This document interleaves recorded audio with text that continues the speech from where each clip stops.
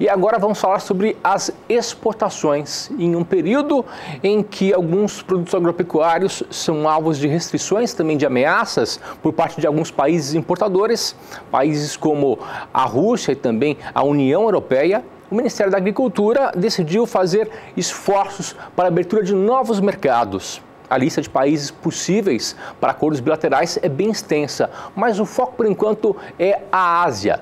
Para falar sobre a abertura de novos mercados, a gente conversa agora no Bom Dia Entrevista.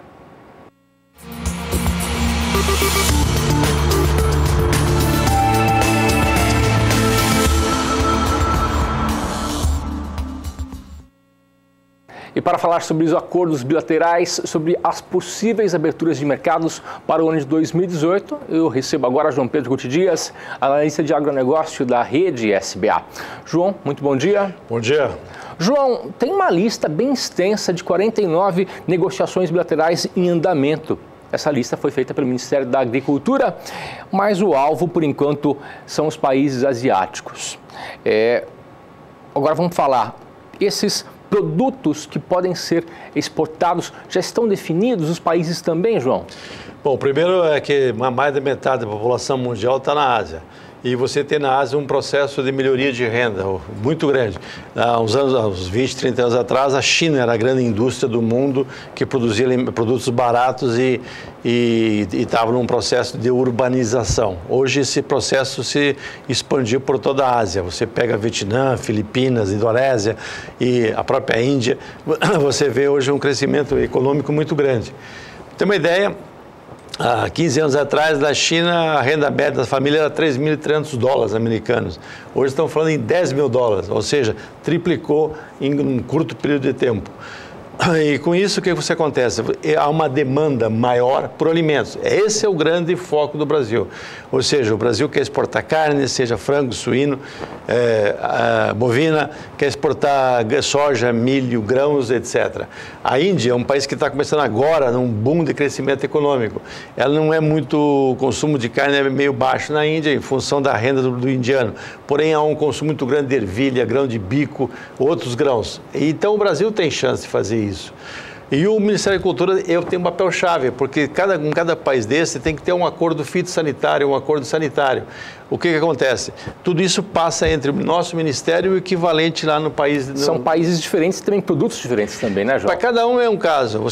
Vamos pegar o Japão, por exemplo. O Japão não importava nada de milho do Brasil há 10 anos atrás. Importava 100% ou grande parte ou da Ucrânia ou dos Estados Unidos. O Brasil começou a entrar com o nosso milho nosso produzido na segunda safra, especialmente no centro-oeste. O que aconteceu? É um milho de excepcional qualidade. Hoje o Japão é o principal comprador de milho brasileiro. Ou seja, esse trabalho tem que ser feito também com as carnes. O Japão compra muita carne de frango, não compra carne suína. Começou a comprar agora de Santa Catarina. Por quê? Por questão de barreira sanitária, por questão da aftosa. Apesar do Brasil vai ser reconhecido agora em maio como um país que não tem aftosa com vacinação. Mas são barreiras. Então você tem que criar essa barreira. Pegando o exemplo do Japão, é um grande importador de carne bovina. Ele manda embriões de Wagyu, uma raça japonesa, para a Austrália. A Austrália produz o bezerro, desmama e manda para o Japão. Por que o Brasil não pode fazer algo similar? Talvez não mandar animal vivo, mas desenvolver um contrato com o Japão. Olha, eu preciso de 10 mil toneladas de carne Wagyu por mês. O Brasil tem todas as condições de produzir isso. Nós temos criação de Wagyu aqui no Brasil. Quer um Wagyu original, com excesso de gordura, a carne chega a ser branca de tanta gordura, ou quer um cruzado com raças indianas, você tem uma gordura, porém não tão exagerada. Nós temos, o senhor e a senhora com certeza têm condições. Basta que haja uns contratos entre o frigorífico e o importador japonês e o frigorífico com o criador brasileiro. Então, isso tudo é possível fazer. Então, à medida que a Ásia cresce, a economia asiática, você cada vez mais demandar mais alimentos. A chance da Ásia aumentar a produção é pouco provável. Por quê? Porque a área agricultável está ocupada. Se ele for, por exemplo, alguns países plantam cana-de-açúcar, tipo Indonésia, Tailândia. Se ele for aumentar a cana-de-açúcar, ele tem que diminuir a produção de grãos.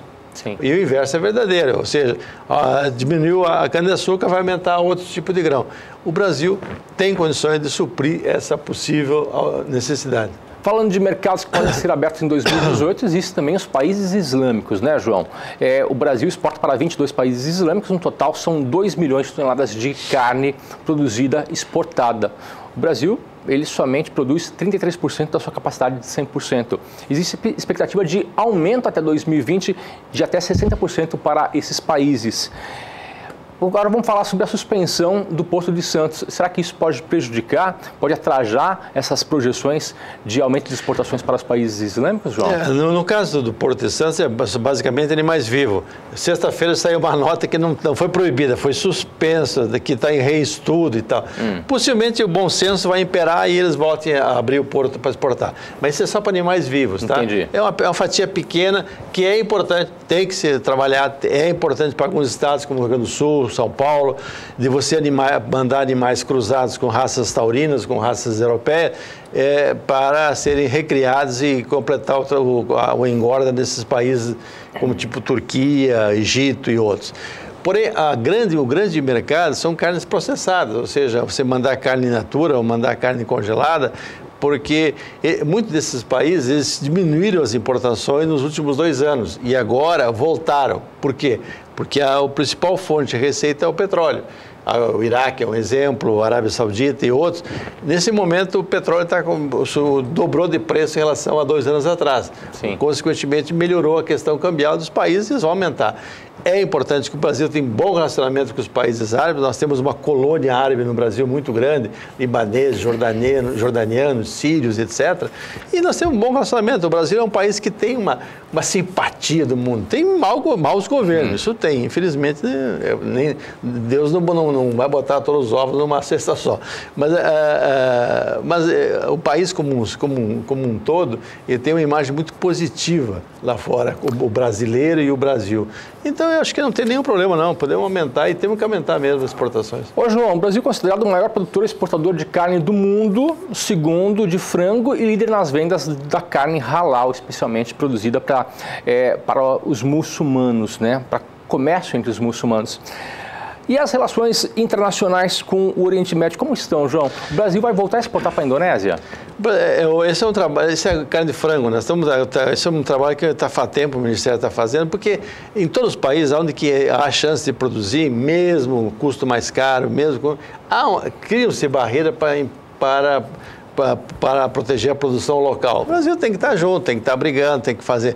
Mas, especialmente, Antônio, nós temos que fazer um trabalho integrado, ou seja, o setor, o produtor rural, o pecuarista brasileiro, através das suas associações, participar junto com o governo, através da Apex, junto com os frigoríficos, e criar uma marca de carne Brasil, ou seja, mostrar que a carne nossa é produzida em cima de capim, pegando o caso da carne bovina. É um animal que não tem antibiótico, não tem aquilo tudo que lá fora muitas vezes é usado, aqui no Brasil não é usado. Então nós temos que usar isso como argumento de venda e mostrar ao consumidor que nós temos condição de entregar esse produto. No mercado internacional há uma expressão que diz o seguinte: a mulher de César não basta ser honesta, ela tem que parecer honesta. Mesma coisa, não basta ela ter um produto bom, tal, nós temos que mostrar, trazer emissões de jornalistas, trazer grandes importadores. O Brasil tem que fazer um trabalho permanente. Podia copiar da Austrália. A Austrália é um trabalho muito bom da Austrália. Você vai no supermercado europeu, está cheio de bandeirinha da Austrália lá, carne produzida na Austrália. Ou seja, eles batem muito nisso e o consumidor compra com certeza que é uma carne boa. Uma carne brasileira também dá para disputar esse mercado. O Brasil pode exportar mais para o Oriente Médio, João? Com certeza. Se melhorar o preço do petróleo ou se manter o preço do petróleo no patamar razoável, eles tendo divisas, com certeza vai aumentar, não tem problema nenhum. A Arábia era o maior consumidor de frango, era o maior consumidor de frango do Brasil. Então, vai voltar a ser.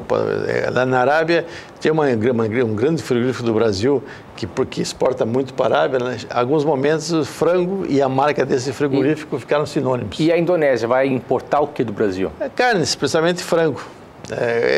Carne suína não, porque a Indonésia é um país muçulmano, o consumo de carne suína é um pouco menor. Sim. Agora, frango não, frango é muito carne bovina. Nós temos condição de entrar com carne. A carne bovina não tem nenhuma restrição religiosa. Não há nenhum problema em qualquer lugar do mundo. Basta que a gente vá atrás desse mercado, vá brigar nesse mercado. E aí o papel de toda a cadeia tem que se trabalhar integrado. Tirando esse fato, né, que aconteceu com o Porto de Santos, nós estamos com boas perspectivas para 2018, não é verdade? Mas isso é só para animal vivo, né? Só a questão de animais vivos. Mas é chato isso aí, isso cria uma certa desconfiança lá fora, que ações no Brasil são tomadas de forma intempestiva ou apenas por pressão de algum grupo, etc.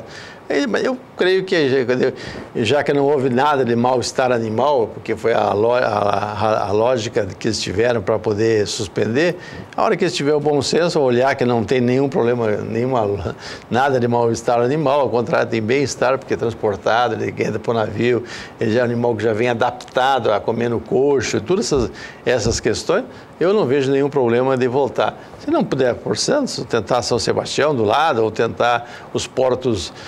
Você tem alguns portos da Baía de Sepetiba, ali, que tem condições. É questão de trabalhar, você tem que procurar alternativa.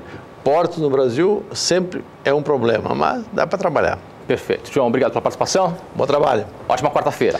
Até segunda, porque amanhã estaremos em Maracaju, num evento lá e cobrindo esse evento. Perfeito. Até segunda, então.